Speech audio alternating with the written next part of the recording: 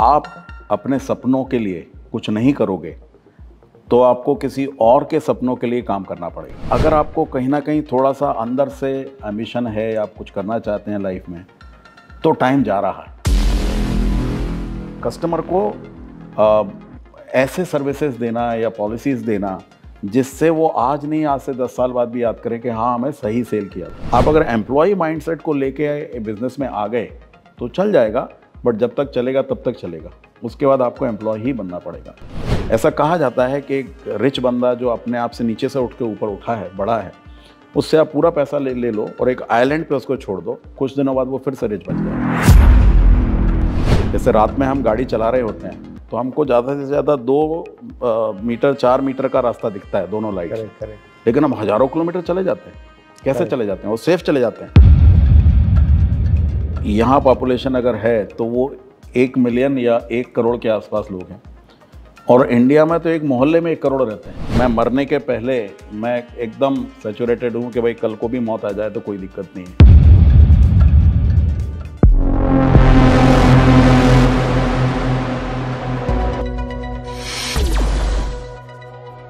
देखिए, वैसे तो ये वीडियो ज़्यादा टच करेगा एक फाइनेंशियल एडवाइज़र को, एक इंश्योरेंस एडवाइज़र को, लेकिन ये एक मोटिवेशनल वीडियो है। हर व्यक्ति के लिए ये बहुत काम का है।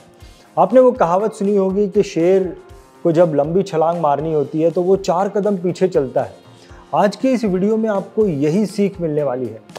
मैं आपको मिलाने वाला हूँ मिस्टर जितेंद्र श्रीवास्तव जी से, जो कि उन्होंने कई सारी इंश्योरेंस कंपनी में काम किया है, लेकिन मेटलाइफ में वो एज अ कंट्री हेड काम करते थे। बहरीन कंट्री को वो हेड करते थे, लेकिन उन्होंने एक वक्त ऐसा आया जब वो इतनी अच्छी, इतनी बड़ी सैलरी को छोड़ दिया, इतने बड़े जॉब को छोड़ दिया, और उन्होंने अपना इंडिपेंडेंट एडवाइजरी का काम करना शुरू किया। ऐसा सोचना भी किसी व्यक्ति के लिए जो है वो बहुत डरावनी बात है कि मैं इतना बड़ा चीज़ छोड़ के एक नया कुछ करने जा रहा हूँ, तो क्या मैं उसमें सक्सेस होऊंगा या नहीं होऊंगा।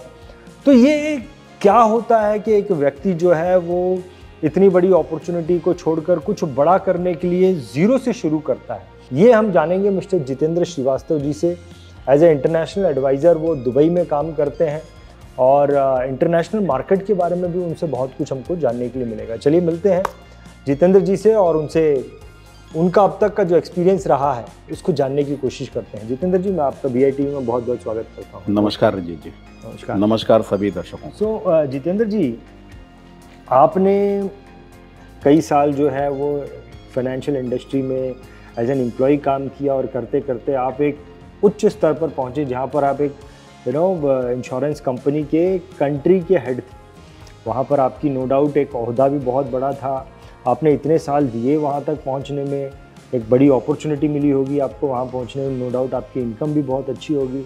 फिर वो क्या ऐसा मूवमेंट था या सोच थी जिसकी वजह से आपने सोचा कि नहीं, अब मुझे जो है वो पीछे जाना है और ज़ीरो से फिर अपना लिए एक नया इंडिपेंडेंटली मुझे अपना बिजनेस शुरू करना है एज ए इंटरनेशनल एडवाइज़र। वो मूवमेंट थोड़े से तरोताज़ा कर दीजिए आप। रंजीत जी, बहुत अच्छा क्वेश्चन है ये, और ये वो चीज़ है जो रातों रात नहीं होती किसी के साथ। करेक्ट। आप लंबा सोचते हो, विचार करते हो, परिवार से डिस्कस करते हो, कई रात आपको नींद नहीं आती है। एक कहावत है जिसमें कहा गया है इंग्लिश में कि अगर आप अपने सपनों के लिए कुछ नहीं करोगे तो आपको किसी और के सपनों के लिए काम करना पड़ेगा। तो ये अंतर है एम्प्लॉय माइंडसेट और एक ओनर माइंडसेट का। दोनों अपनी जगह सही है, एम्प्लॉय भी अपनी जगह सही है, और हमेशा दुनिया में करीब 85% एम्प्लॉय ही होने वाले हैं। लेकिन अगर आपको कहीं ना कहीं थोड़ा सा अंदर से एम्बिशन है, आप कुछ करना चाहते हैं लाइफ में, तो टाइम जा रहा है। ऐसा मुझे हमेशा से लगता था कि टाइम जा रहा है। और एक बार आप ग्रस्त जीवन में आ जाते हो, परिवार शुरू हो जाता है, बच्चे हो जाते हैं, फिर दूसरा बच्चा हो जाता है, तो वो टाइम आपको कभी अपॉर्चुन टाइम नहीं मिलता कि हाँ भाई अब मेरे पास इनफ धन है या कुछ है। रिस्पॉन्सिबिलिटीज़ बढ़ती जाती हैं, आपके फाइनेंशियल लाइबिलिटीज़ बढ़ते जाते हैं। लेकिन एक दिन आता है जब आप बोलते हो इनफ इज़ इनफ, और एक रिस्क लेके आप लाइफ में आगे बढ़ते हो। तो शायद इन्हीं में से कोई मोमेंट था कि जिस दिन मैंने भगवान का नाम लिया और डिसाइड कर लिया कि चलिए एक एंटरप्रेन्योर माइंडसेट की जर्नी शुरू करते हैं और सैलरीड माइंडसेट से बाहर निकल। वो क्या मोमेंट था जो आपको ऐसा लगा कि अभी एनफ इज एनफ हो गया है, वो बताइए ना जरा। देखिए, शायद एक्यूरेटली मैं ना बता पाऊंगा कि क्या घटना हुई थी, क्या बात हुई थी, बट ओवरऑल मैं आपको बता सकता हूँ। पहला तो बीइंग इन फाइनेंशियल फील्ड, अगर मैं ये डिसाइड कर रहा हूँ कि मुझे एक फेस चेंज करना है एम्प्लॉय माइंडसेट से एंटरप्रेन्योर की तरफ, तो एक एक्यूमुलेशन ऑफ मनी, एक इनफ पैसा आपके पास होना चाहिए जब आप इसकी तरफ जंप करें। तो मैं अपने दर्शकों को ये नहीं बोलूँगा कि आप कल ही जॉब छोड़ के अपना जंप कर जाइए और एक बिज़नेस शुरू कर दीजिए। पहला तो आपके पास, ऐसा गुजराती में कहा जाता है कि 1000 दिन का, मैं गुजराती बोल नहीं पाता हूँ बट गुजराती में बोलते हैं, 1000 दिन का जब तक पैसा नहीं है आप बिज़नेस में मत आओ। आपका घर का खर्चा, सारे जितने भी आपके एमिशंस हैं, वो 1000 दिन के आपके पास होना चाहिए खर्चे के बराबर, तब आप बिज़नेस में आइए। कि कभी ऊपर नीचे हुआ, साल 2 साल, वो आपने जनरेट कर लिया था, वो पहली चीज़ हो गई। और उसके बाद प्लानिंग कि आप किस तरह से जाओगे। अब अगर मैं आपको बताऊं तो आज मैं इस फील्ड के अंदर 20 साल का एक्सपीरियंस रखता हूं, तो एक बड़ा एक्सपीरियंस लेके मैं चल ही रहा था। अपने साथ, अपने अंडर में करीब हज़ारों नहीं तो सैकड़ों एडवाइज़र्स को सक्सेसफुल बना ही चुका था, डायरेक्टली इनडायरेक्टली अपने नीचे। एक टाइम ऐसा था जब मैं इंडिया में रिलायंस में जोनल हेड हुआ करता था और मेरे पास 17 ऑफिसेस थे और करीब 170 सेल्स मैनेजर होंगे और 2000 से ऊर 2500 के आसपास के करीब एडवाइजर्स जो हमारी टीम में काम करते। रिलायंस लाइफ इंश्योरेंस में। जी, तो एक अच्छा खासा एक्सपीरियंस था। और ये चीज़ें जब हम टेबल के इस तरफ बैठ के करते हैं, आज टाइम आ गया कि उस तरफ बैठ के करना है। तो वो डिसाइड किया, बहरीन से मुझे यूएई आना था, एक वो मोमेंट था। और मुझे कॉन्टिनेंटल में अच्छा अपॉर्चुनिटी भी था, though I have joined here as a head of sales initially, but then I moved to, as you rightly said, to set up my own agency along with the team. So that was the great moment for me and I am today very happy for that decision which I have taken that. एक चीज़ मैं आपसे और जानना चाहता हूँ कि मैं थोड़ा सा ना आपके पास्ट के बारे में भी जानना चाहता हूँ, वो मोमेंट को मैं जानना चाहता हूँ कि मतलब आप कंट्री हेड थे और किस किस लेवल पर, जैसे कि आपने रिलायंस का थोड़ा सा आइडिया बताया, थोड़ा सा आपका लास्ट जो आपका फेस रहा काम करने का, जैसा कि आपने बताया कि इतने सारे एडवाइज़र काम करते थे, तो आप लास्ट का जो आपका जॉब था जहाँ पर आप एज ए कंट्री हेड काम कर रहे थे, वहाँ पर आप किस प्रकार का चीज़ों को, आपके इंफ्रास्ट्रक्चर क्या मैनेज कर रहे थे आप, वो ज़रा बताइए। देखिए, इंश्योरेंस सेक्टर में या इंश्योरेंस कंपनी में, मैं एक इंश्योरेंस कंपनी में था, मेटलाइफ जैसे आपने बताया, बहरीन में थे आप। जी, और एक इंश्योरेंस कंपनी के अंदर काफ़ी डिपार्टमेंट्स तो होते ही हैं, लेकिन सेल्स चैनल भी अलग अलग होते हैं। फॉर एग्जांपल, एजेंसी एक सेल्स चैनल होता है, डायरेक्ट सेल्स चैनल होता है, फिर बैंक का होता है, बैंक्स के थ्रू आप करते हो, फिर ब्रोकर्स के थ्रू आप करते हो, और फिर अदर्स लाइक रेफरल एडवाइस। ये सारी चीज़ें आप मैनेज कर रहे थे? जी, तो ये सारे डिपार्टमेंट, सारे चैनल्स मेरे अंडर में थे। क्योंकि कंट्री छोटी है, बहरीन है, 3 ऑफिसेस थे जो पूरा शहर को कवर, पूरा कंट्री को कवर करते थे, तो वो मेरे साथ हुआ करते थे।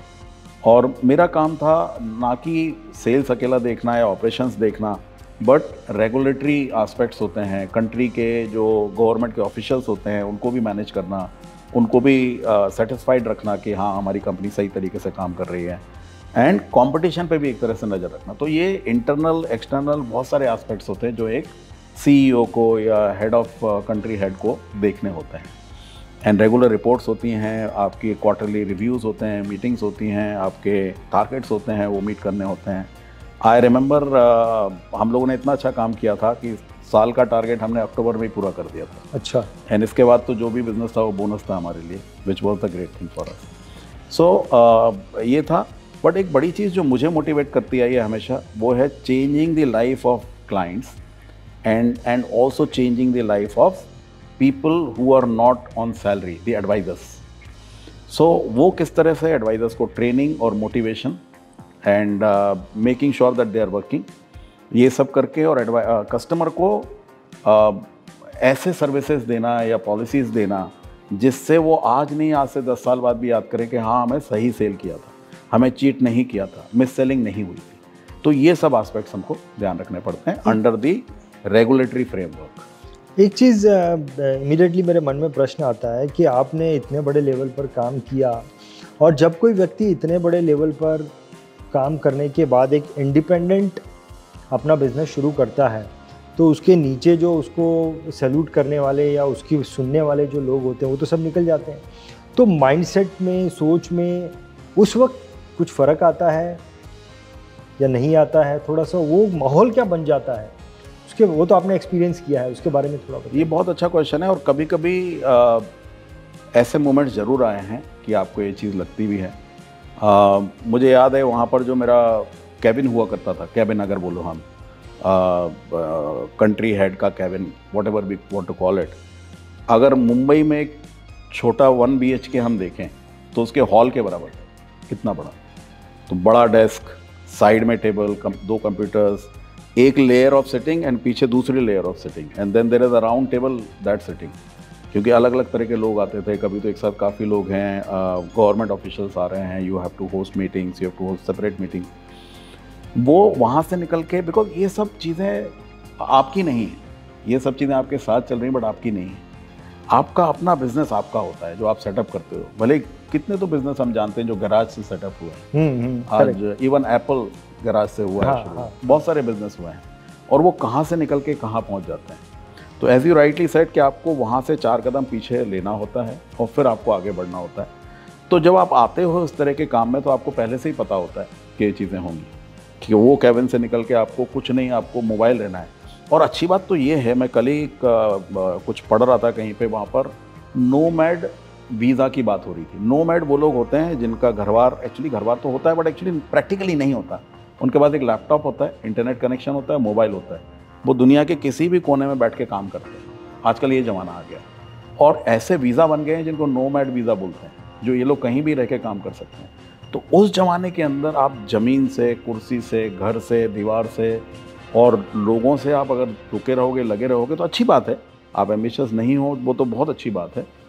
मुझे कभी कभी बड़ा ऐसा फील होता है कि मैं इतना एम्बिशियस क्यों हूँ। वो लोग जो एम्बिशियस नहीं है वो कितने खुश और सुखी हैं अगर उस तरह से आप देखो तो। बट ठीक है, वो अपनी जगह सही है, मैं अपनी जगह सही हूँ।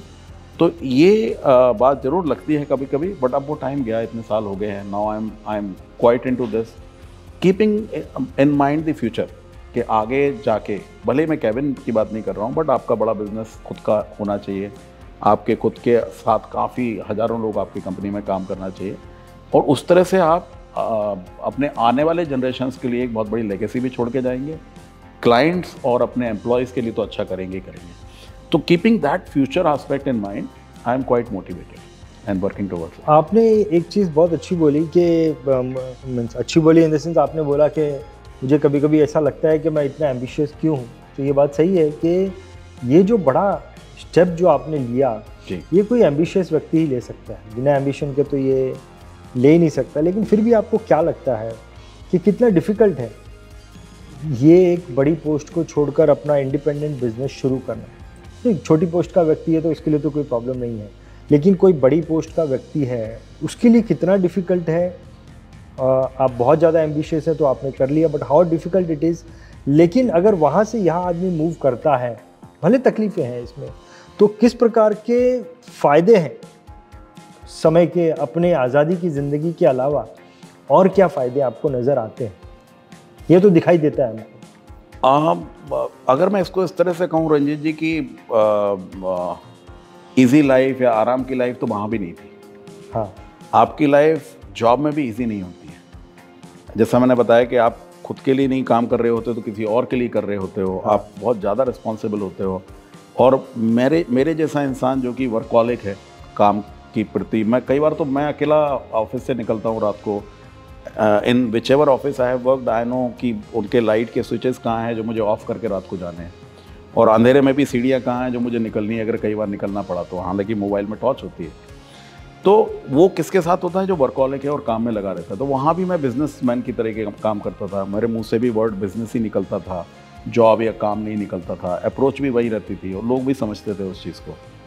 डिफ़िकल्टी की जहाँ तक बात है, माइंडसेट का एक एम्प्लॉय माइंडसेट का होना बहुत ज़रूरी होता है अगर आप एम्प्लॉय हो। और अगर आपको एम्प्लॉयर बनना है या आपको एक बिज़नेस शुरू करना है तो वो माइंडसेट एक अलग है। दोनों माइंडसेट के ऊपर अगर डिफरेंस है, वही डिफरेंस आपको लेके आना है। आप अगर एम्प्लॉय माइंडसेट को लेके बिजनेस में आ गए तो चल जाएगा, बट जब तक चलेगा तब तक चलेगा। उसके बाद आपको एम्प्लॉय ही बनना पड़ेगा। और जैसा कि होता है, एक बिजनेस माइंडसेट का बंदा एम्प्लॉय बन गया तो चलता रहेगा, बट कब तक?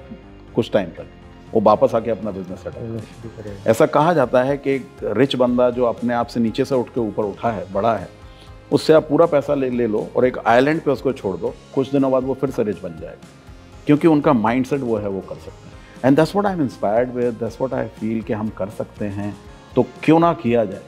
और एक और कहा जाता है, और मैं इसको एक्सपीरियंस भी करता हूँ, कि अगर आप बहुत ज़्यादा सोचोगे तो आप आगे नहीं बढ़ पाओगे। आप आगे बढ़ जाओ, आपको आज नहीं दिख रहा है तो आगे जाके दरवाज़ा खुलेगा।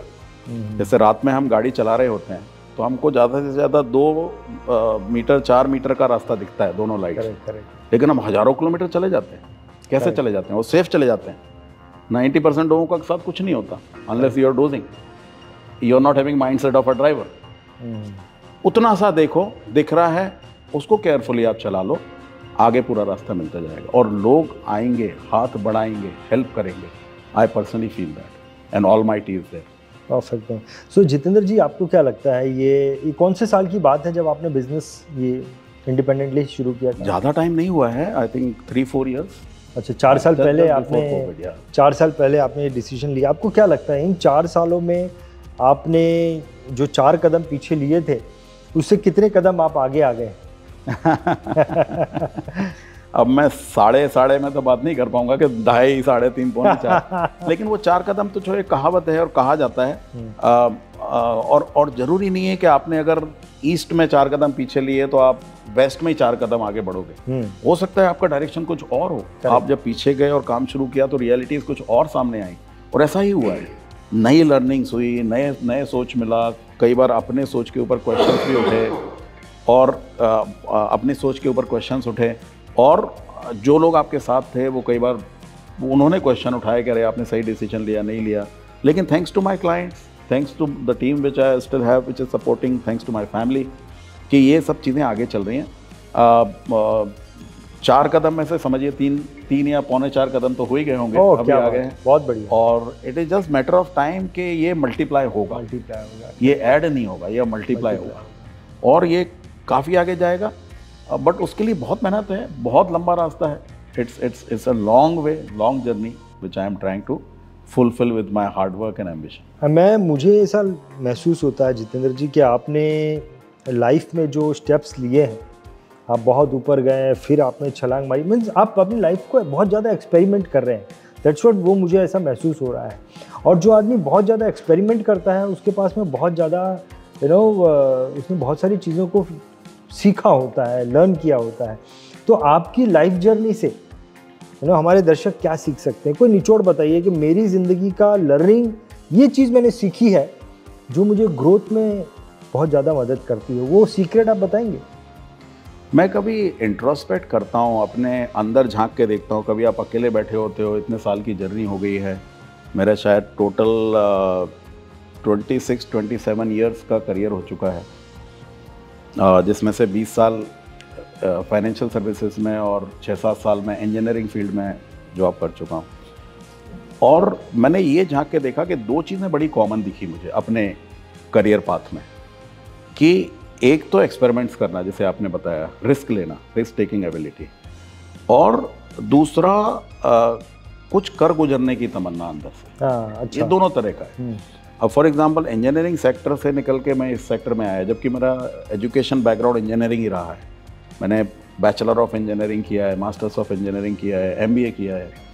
अब मैं उधर भी शांति से रह सकता था, मेरे काफ़ी साथी और दोस्त हैं अपने अपने अच्छे मुकाम पर पहुँचे हुए हैं, जो अभी भी दोस्त हैं इंजीनियरिंग सेक्टर में। मैं वहाँ से निकल के आया फाइनेंशियल सर्विसेज में, जब 2003 के आसपास, जब ये सेक्टर बिल्टअप हो रहा था। अच्छा। तो वो मैंने रिस्क लिया because it was growing sector, something which was coming new.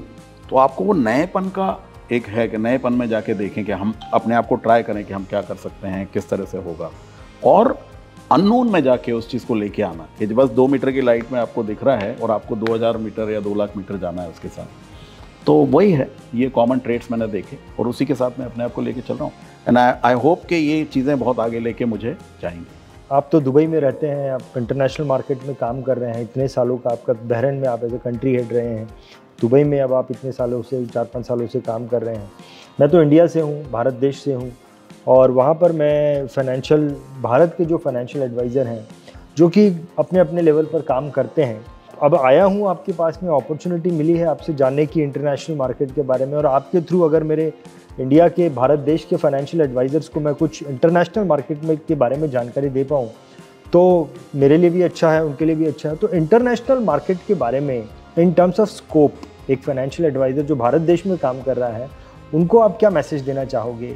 कैसे वो अपना दायरा बढ़ा सकते हैं एक इंटरनेशनल मार्केट को समझकर? हर आदमी प्रॉस्पेरिटी चाहता है, ग्रो करना चाहता है, दायरे को बढ़ाना चाहता है, ज़्यादा लोगों के साथ काम करना चाहता है। तो in terms of this Dubai international market आप उन्हें क्या जानकारी दोगे? भारतीय तो हम सभी हैं और अपने कोर दिल की गहराइयों तक भारतीय है और रहेंगे मरते दम तक। करेक्ट। आप यूए जैसी या जीसीसी जैसे एरिया में अगर आप देखोगे कंट्रीज़ में, तो यहाँ करीब 30, 35, 40% भारतीय हैं और 60% के आसपास एशियंस है। तो आपको उतना डिफरेंस दिखता नहीं है as far as the people are concern over here. और फाइनेंशियल सर्विसेज में करीब 10 साल मैंने इंडिया में काम किया है, 10 साल यहाँ काम किया है।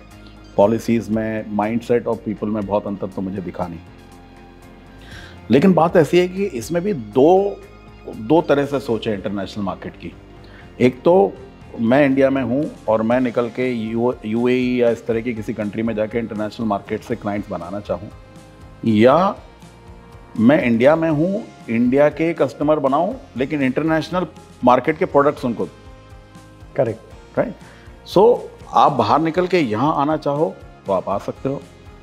लोग कम है, मीन्स क्लाइंट्स कम है, कंपटीशन ज़्यादा है, ये आपको फेस करना होगा, उसके लिए आप तैयार रहें। और इंडिया में अगर आप क्लाइंट्स ढूंढते हो तो इट्स लाइक बिग अपॉर्चुनिटी, बहुत क्लाइंट्स हैं। मैं इजी नहीं बोलूँगा कि बहुत इजी है, बट क्लाइंट्स बहुत हैं और इंटरनेशनल एडवाइजर्स कम हैं। तो अगर वहाँ बिजनेस करोगे तो अपॉर्चुनिटी शायद आपको ज़्यादा मिलेंगी। जैसे कि यहाँ पॉपुलेशन अगर है तो वो 1 मिलियन या 1 करोड़ के आसपास लोग हैं, और इंडिया में तो एक मोहल्ले में 1 करोड़ रहते हैं, अगर मैं थोड़ा एक्सेसरेट करूँ इस बात। करेक्ट। मुंबई जैसे महानगर में 3.5 करोड़ की पॉपुलेशन है, मतलब इस जैसी 3 कंट्रीज़ वहाँ पर आ सकती। करेक्ट। तो अगर मैं एक बॉक्स बनाऊँ, उसमें एक इंसान यहाँ का खड़ा करूँ, तो उसमें शायद इंडिया के 250 लोग आ जाएंगे, 150 लोग आ जाएंगे, लाइक दैट, उस बॉक्स के अंदर। तो 1 वर्सेस 150, देखिए ना, 1 करोड़ अगर यहाँ पॉपुलेशन है और वहाँ 150 करोड़ है, तो 1:150 हो गया ना। तो मुझे यहाँ मुश्किल से अगर लोग मिल रहे हैं, उसमें भी कंपटीशन है, और वहाँ मुझे 150 लोग मिल रहे हैं, एक कदम मैंने बढ़ाया। आप दरवाज़ा खोलो, बाहर निकलो तो आपको 2 आदमी ऐसे टकरा जाएंगे इंडिया में आते। करेक्ट। तो वो डिफरेंस है और वो अपॉर्चुनिटी के साथ आपको करना है। तो just to sum it up, आप इंटरनेशनल प्रोडक्ट्स को इंडिया में भी सेल कर सकते हो। अगर आपको खुद को बाहर निकल के काम करना है तो यू आर मोस्ट वेलकम, आइए, ट्राई करिए और प्रॉपर प्लान के साथ आप काम करिए, अपॉर्चुनिटी लेके आइए, मेहनत करिए, बहुत मेहनत लगेगी, ईजी नहीं है, आप सक्सेसफुल हो सकते हो यहाँ भी। बहुत बढ़िया, बहुत बढ़िया। सो आपके इतने सालों का जो तजुर्बा रहा है जितेंद्र जी, आपका जो एक्सपीरियंस रहा है, उस एक्सपीरियंस के पॉइंट ऑफ व्यू आप क्या सजेशन करना चाहोगे एक भारतीय फाइनेंशियल एडवाइज़र को? क्या उन्हें, वैसे तो साफ साफ पता चलता है कि वहीं पे काम करेंगे, तो फिर भी आप क्या सजेशन देना चाहेंगे in terms of the growth point of view? Growth for business point of view.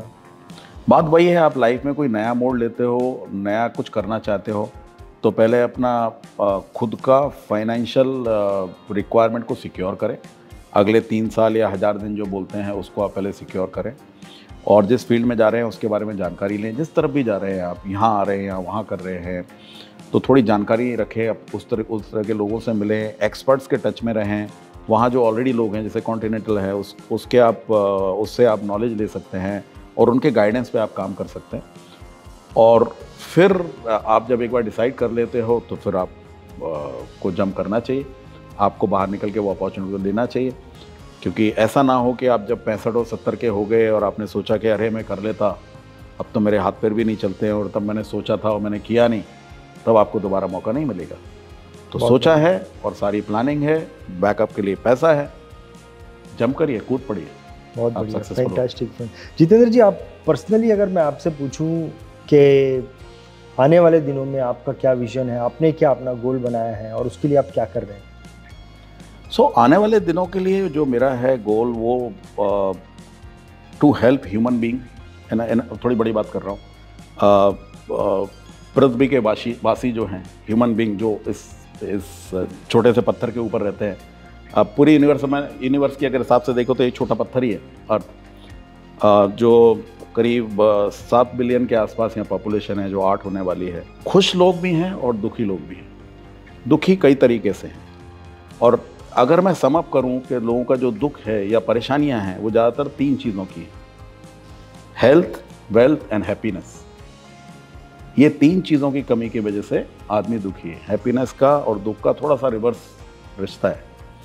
अगर मैं कुछ कर सकूं अपनी लाइफ में इन तीनों एरियाज़ में, to help the whole world come up to the happiness side, confined side, एक सेचुरेशन, एक खुशी, एक होता ना कि मैं मरने के पहले मैं एकदम सेचुरेटेड हूँ कि भाई कल को भी मौत आ जाए तो कोई दिक्कत नहीं है, वो सिचुएशन में लोग आ जाएं, आज की सारी समस्याएं उनकी फाइनेंशियल पूरी हो जाएं, उनको जो भी रिलेशन से रिलेटेड दुख हैं वो पूरे हों, साइकोलॉजिकल जो प्रॉब्लम्स फेस कर रहे हैं वो सबसे बाहर निकलें, और इतना हो कि कभी उनको लाइफ में जो हमेशा हाथ उनका ऐसा रहा, आगे जाके कभी हाथ ऐसा नहीं फैलना चाहिए।